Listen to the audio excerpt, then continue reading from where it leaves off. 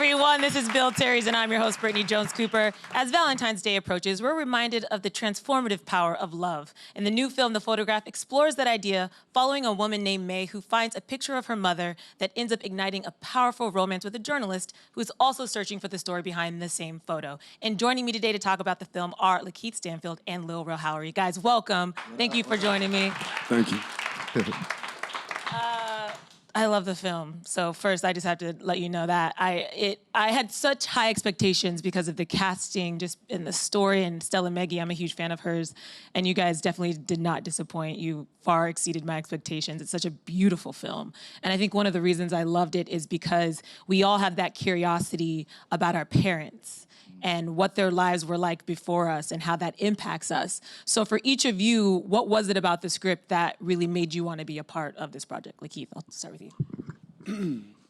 Just a celebration of love and being able to see the ways in which love in my life connects to love in the script and these characters.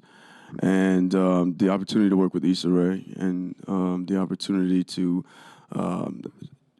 represent a love that isn't seen often enough on screen between two dark-skinned black people. So I really wanted to be a part of that and sort of have that conversation on a public platform just to bring that love alive again, you know? Yeah, absolutely. It's really the same reason. I mean, even more like, you know, I feel like it's cool to have a new group of representation of black love on screen. Like, I think for a while I felt like, even though I loved it, like, it's like, all right, come on now. Like another love story with Nia Long. We love Nia. Which is fine. It's okay, but it's like, you know, some of us are at the age now where we want to celebrate love too and do some different stories. And in this movie, I think it's going to stand out because it's layers of love in it, not just romance, right? You got the family love. You got my character who, you know, represents this beautiful black family. No craziness attached to it. They happy, you know what I mean? And they live in a brownstone. Yeah, we in a brownstone. The brother's successful. He loves his wife. You can see like the way me and Tiana's chemistry is. The banter's real dope, you know, and we become the example for them. Because some of my favorite movies, a lot of times the married couple is going through some crazy stuff.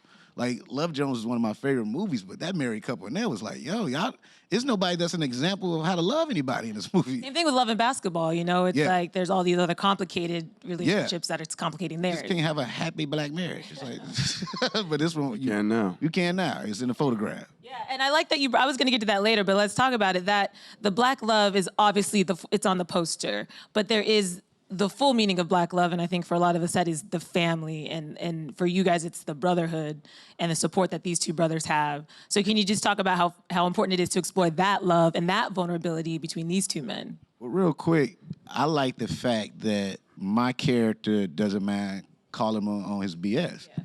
You know, I think we used to having a boys club thing happen and like most stuff were like, you know, he's single, so he should be able to just do what he want to do, whatever, you know. But in here, it's like, nah, bro, like, I don't want you to hurt her feelings. Forget you.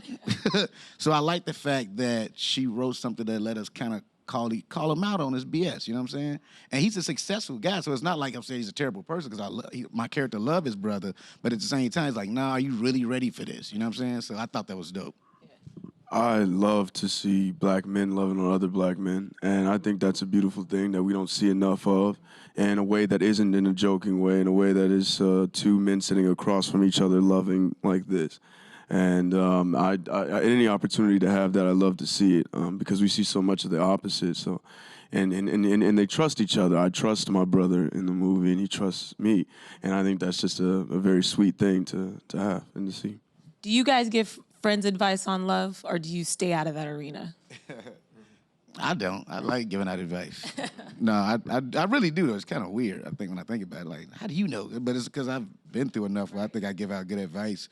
I have to give myself advice sometimes, too, because, you know, like kind of being back into a single pool the last few years, it's a whole nother... It's just levels to everything, man. And, like, you know, being broken in love, that's a different story. You start having a couple dollars, that's a whole nother... So it's a lot, it's layers to it. It's very interesting, yeah. Do you give advice or you stay out of other people's stuff? I tend to stay out of other people's stuff.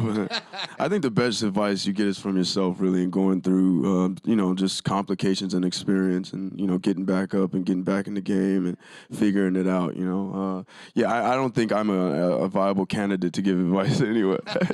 I'll probably make the situation worse, so I just stay where I'm at. That's what I give advice, but always with the disclaimer of I have no idea. I'm not a professional. But here's my thoughts. Let's talk about the characters, because I was reading an interview with Stella, and she said they auditioned a lot of guys to play Michael, and none of them sort of felt right until you walked in the room. So can you just take me through you reading the script and how you wanted to portray Michael? Because it obviously resonated with the director. I just wanted to add a layer of, what do you call it? I don't know. I don't really know how I would describe it, but I wanted it to not be some perfect individual. I wanted him to feel like he might come from somewhere you don't understand or you don't know, but his heart is still there, and I want to see that representation as well. Mm-hmm. Sometimes there's a preoccupation with stereotypes and making people be seen a certain way, and that means that what comes with them coming from this place or talking this way or walking this way is the inability to love and the inability to feel. And I wanted to kind of blur the lines of that and show that, like, nah, you could talk like this and still love too, that kind of thing. Yeah, he's serious and he's raw at some points, and I think that vulnerability is what fans will connect to. Issa said you were really easy to fall in love with. Did you feel the same?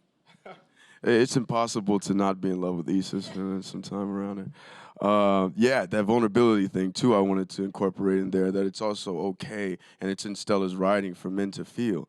And so I wanted to, and also include that. But falling in love with Issa was very easy.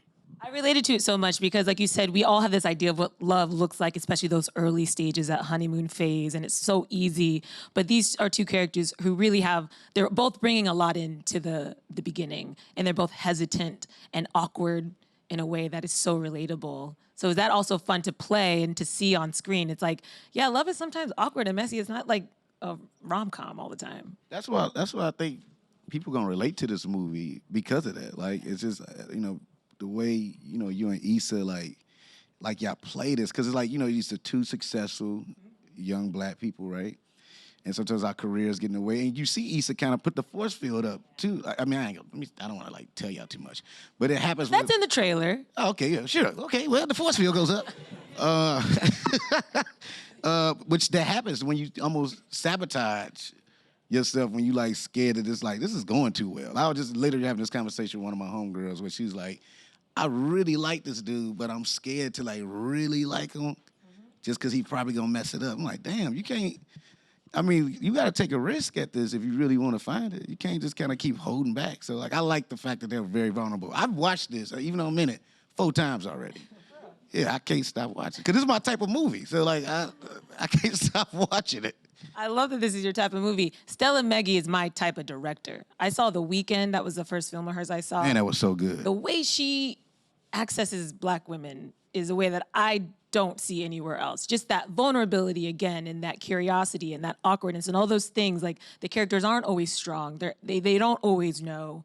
And she writes them with just a lot of humility. So was that also attracting to you to work with Stella? What was that relationship like with her on set? It's quite nice, and very calm environment, which I can appreciate. Set can be kind of chaotic sometimes, so it's nice when you have someone that is a good conductor and makes everyone feel like they're in a safe space and a place where they can work openly and freely. That is made much easier by writing that writes and designs characters who mirror real human beings and not things that are, sort of tropes. And it's easy to fall into, especially in a category like romance, to make people be just one simple, one-note thing. But these characters were fleshed out in a way that felt easy to get into and something that you could relate to and something that you could feel. And that's a testament to her creative ability, and her directing style kept us all afloat on the boat for the ride. So shouts out to Stella. It was great. And you say how she writes it, it was kind of loosely inspired by her own grandmother's story.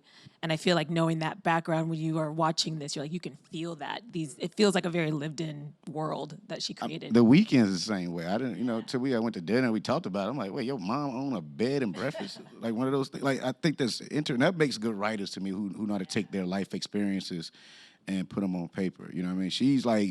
She's really one of the best to do it out here. And like, you know, I will hope that you see a studio really give her let her make like 4 or 5 movies, man. Like she's a beast. I hope. They give it to everybody else. Like she does really well at it. So yeah. What do you think is the significance of having this film set in New York and then New Orleans, but New York first, exploring kind of that dating culture and just how we are now, and then having that in New York? Everything's sort of like disconnected, I think. No? I just hadn't really thought about it. But yeah, I guess, you know, different places have different vibrations, you know, like different frequencies. Like people tell me here I'm chill because I'm from California and I'm, you know, but I think here is quite noisy.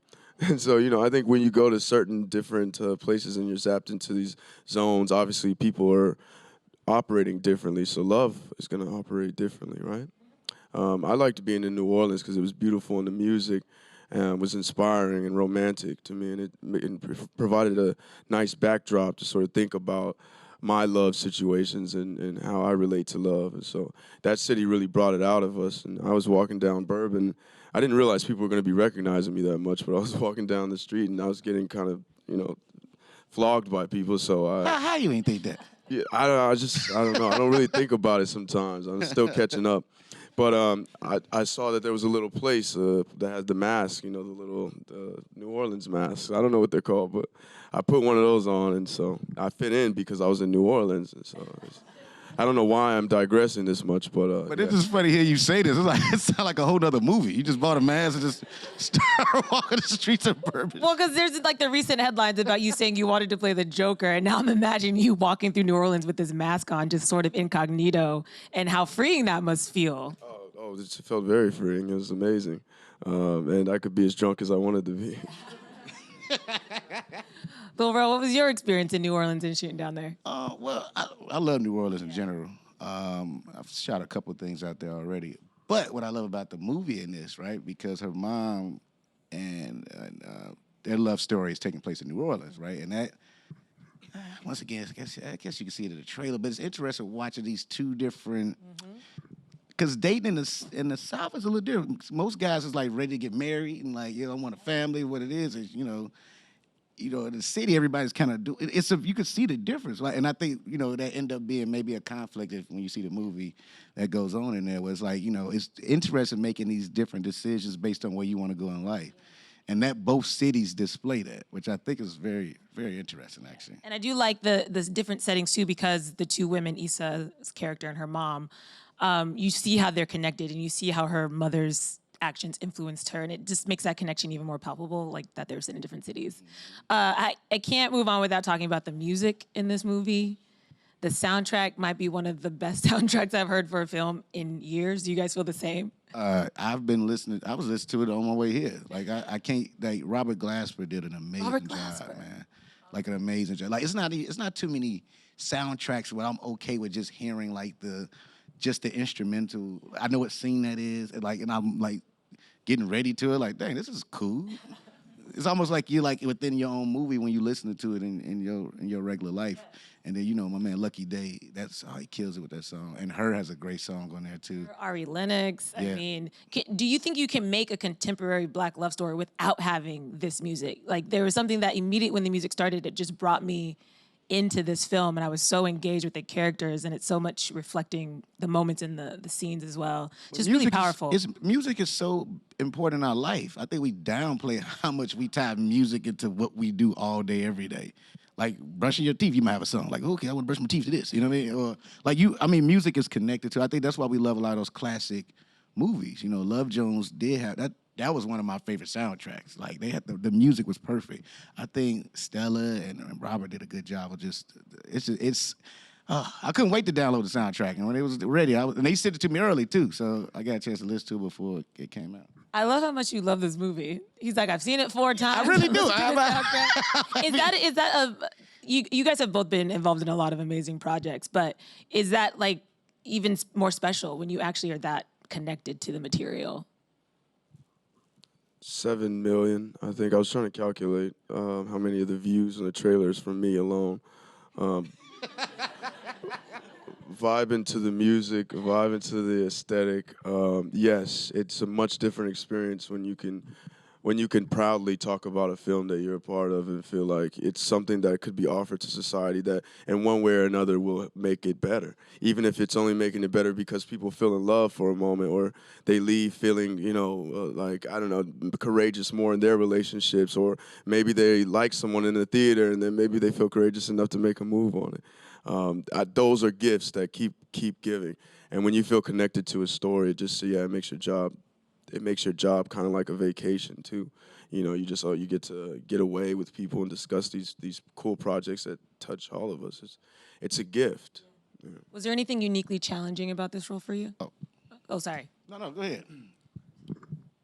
Yeah, there were things that were uniquely challenging about this. I think love is just a hard thing to get your mind around, and how to temper your performance to the way love develops is kind of a difficult thing, because love develops differently for different people in different ways, and some things that are expressions of love to me may not be viewed or understood as expressions of love to the other person. So my natural instincts as an actor sometimes are like what the hell, Like for me, like if I was in love with a girl on Valentine's Day, I might show up in front of her house with a whole bunch of fireworks and then let them off, and then she'll. What? Yeah, but yeah, some people might it'd be like One what? option. Yeah. But if you live in the wrong part of town, it might be scary. Sometimes love is dangerous, Yeah. You don't know. I mean, hope she don't live with her parents. Like, who out there? Is that the fireworks boy again? He did this last Christmas.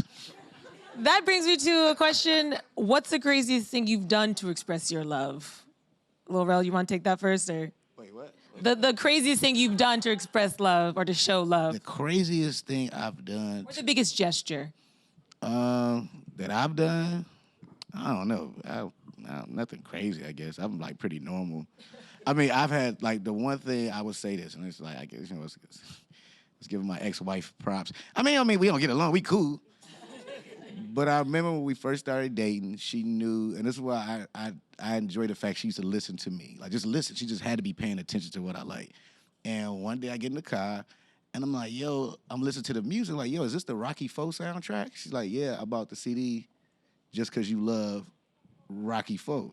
And that had to be somebody paying attention to me, like, which is weird to know somebody love the Rocky IV soundtrack. But like, I watched the movie just to listen to the music, and she understood that. And that was the nicest thing I think anybody's ever done. Because I was like, oh, you really get it. But outside, See me. But then when you had kids too, my daughter does all this sweet stuff all the time. It was like, you start like if you like. I think one day I dropped them off, and I was coming back to LA, and I was dropping them off in Chicago. And she was like, oh, Dad, before you go, here you go. I'm like, what is this? It wasn't my birthday or nothing. It was just a nice letter of her just like telling me how dope she think I am, how proud of me she is. And I'm in the car just like, lip shake. But so it's like, I guess, it's just interesting. Like, I guess I got to do better. I mean, I do think like with her, since I had a Valentine's Day, I send her flowers every Valentine's Day, which is cool. But other than that, I do good dates. I'm a good first dater. That's not nothing. I've been on a lot of bad first dates, I'm a great first dater. Yeah. Like, it's kind of crazy. That's your sweet spot. Just the first date is first date. That's it. Oh yeah, we in love. He be like, nah, I'm good. I'm sorry. That's so sweet. I love that story with your daughter. It's so sweet. Such a sweetheart, man. She be doing stuff like so. Like, that's what made me think about she's 11 now. She's beautiful, and you're like, dang, what little dude gonna come and disrupt all this? I mean, which is cool. I'm excited for her to explore. Like, that's what, I mean, when you watch movies like I'll come and tell him to get out. You'll tell him to get out. You know something? You do that, and you wear the hat and do a fake nosebleed. That was scary. I always like that idea. You shouldn't even pitch that. All right. You should just offer any male suitor like some tea when he comes in. Be like, sit in that seat, son. That's crazy. Let's talk. That's actually legit. Let's talk. I would do that. Yeah. That's one of some like Bad Boys 2 turn on its head where it's like you're threatening, but in a It's just more, way darker. Yeah, just way darker. We bring up Bad Boys. It's a random question. I don't know. Did anybody see the new Bad Boys? You saw that, right? So they brought the little boy back. I always wondered, was he a real actor? Like, he doesn't seem like, he seemed like he's just a dude. Like, don't he? Because he did look just scared. He looked scared of the and then even this way, he just like a regular person. He don't have no lines. Like, who cousin is this? I've been thinking about this forever. It's like, does he have an IMDb? I don't think he's so. acted since Bad Boys. You know what I mean? I feel like they just keep picking that brother up. He just looking around. Like, if you watch the movie, he always looking around like he don't know what camera to look. How did they find him? I don't know. Hey, Lakeith, what was your greatest love gesture? Was it the fireworks? I'm a little strange. I wanted to do something very nice and give this woman that I liked a lot this really cool piece of jewelry. It's when I come into enough money to afford something like that. But in order to give it to her, I figured that we might go on a little emotional roller coaster. So I designed a fake argument, which was probably about peanut butter or something of that nature. And it just kept escalating and escalating in the back of my mind. I'm like, watch this. And it gets to a point where it's almost at the breaking point, and then I pull out this thing, and I'm just like, I love you so much. Like that. And it's strange to watch all the emotions he went through, but I live for that kind of thing. It's just great. We went everywhere in 1 hour, which was I think that was for me like the best thing from. I don't know about her, but Yeah, sounds a little draining. but she was happy at the end of it, so yeah, it worked out. I was gonna say it sounds draining, but she got some jewelry, so you know it all. Did she It's a smoke a win-win. cigarette afterwards? She was like, okay, thank you. We do have time, I think, for 1 or 2 questions. Who do we have first? Right here. Hi, I'm Kiasia. So my question is, with a generation that is all about having options and a shorter attention span with dating, why do you think it's so important to share the story between Michael and Mae? Yeah, that's a good question. I don't know. I think being on our phones has taken a lot of personal interaction and turned it into virtually nothingness.